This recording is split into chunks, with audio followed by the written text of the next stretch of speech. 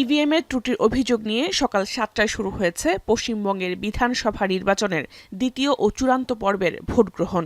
7 জেলায় 142টি আসনে ভোট দিচ্ছেন 3 কোটির বেশি ভোটার। সকাল থেকেই অনেকটা শান্তিপূর্ণভাবে ভোট দিয়েছেন ভোটাররা। প্রথম 4 ঘন্টায় ভোট পড়েছে প্রায় 40%।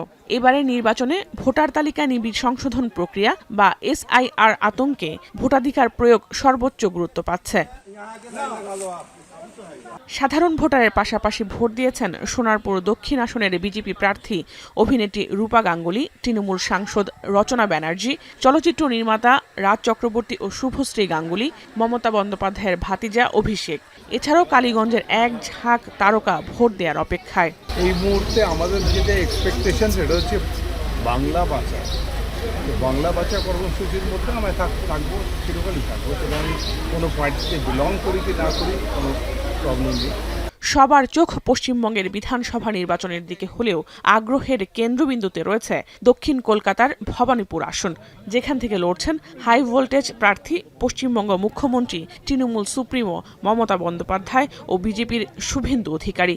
একে অপরের বিরুদ্ধে অভিযোগের তীর ছুড়ছেন নির্বাচনী বিধিনিষেধ ভঙ্গের। सब हिंदू बीजेपी को वोट कर रहा है, एकदम तांता लग गया, हिंदू बीजेपी को वोट कर रहा है। আমাদের পার্টিকে টার্গেট করে সব তৃণমূল কংগ্রেসের এজেন্টকে গ্রেফতার করো। ব্লক প্রেসিডেন্ট, আমার ইউথের ব্লক প্রেসিডেন্টকে সকালেও অ্যারেস্ট করেছিল। আমাকে রাজ্যের চেতলায় যেতে হয়েছিল, থানায় আমি যাইনি, ববি গিয়ে ছাড়িয়ে নিয়েছি।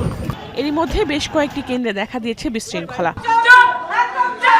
কলকাতার অ্যান্টালিতে তৃণমূলের পোলিং এজেন্টকে কেন্দ্র থেকে বের করে দেওয়ার অভিযোগ ওঠে বিজেপির বিরুদ্ধে। জাহানারা ভুইয়া, এখন বিশ্ব।